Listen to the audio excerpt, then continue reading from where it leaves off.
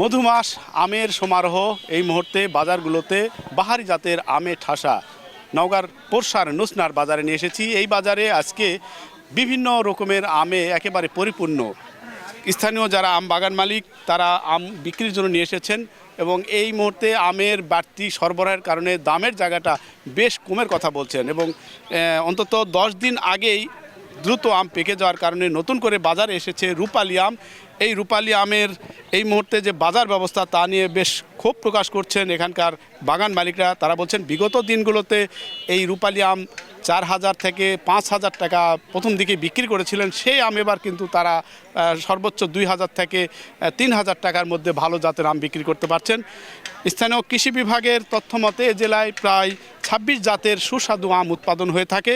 এই আমগুলো ধাপে ধাপে জুন থেকে আগস্টের শেষ পর্যন্ত বাজারজাত হবে এবং এবার তীব্র তাপপ্রবাহ বয়ে যাওয়ার কারণে অনেক আগেই আম পেকে যাচ্ছে এবং এই পেকে যাওয়ার কারণে একদিকে উদ্বিগ্ন এখানকার বাগান মালিকরা, পাশাপাশি কাঙ্ক্ষিত দর না পাওয়ারও তারা ক্ষোভ প্রকাশ করছেন।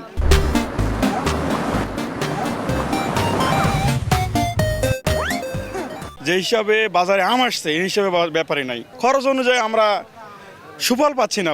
বাজারে 1500-1400 এইভাবে দাম বলতেছে। বাজারে অনেক আম নিয়ে আসছি আমরা, আম ক্রেতা কম, আম বিক্রি হচ্ছে না, গরমের কারণে আম পেকে যাচ্ছে, এই জন্য আমরা আম সব কিছু নিয়ে চলে আসছি বাজারে। আড়তে নিয়ে গেলে 52 কেজিতে মন, দিলে দাও না দিলে না দাও।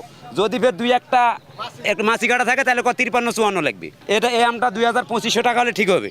সেই আমটা এখন মাত্র 1200, 1300, 1400। স্থানীয় কৃষি বিভাগ বলছে চলতি মৌসুমে 31,000 হেক্টর জমিতে আমের বাগানে প্রায় 4,50,000 মেট্রিক টন আম উৎপাদনের লক্ষ্যমাত্রা ধরা হয়েছে। নওগাঁর পোরশার নুসনার বাজার থেকে এম আর রকি, সময় সংবাদ।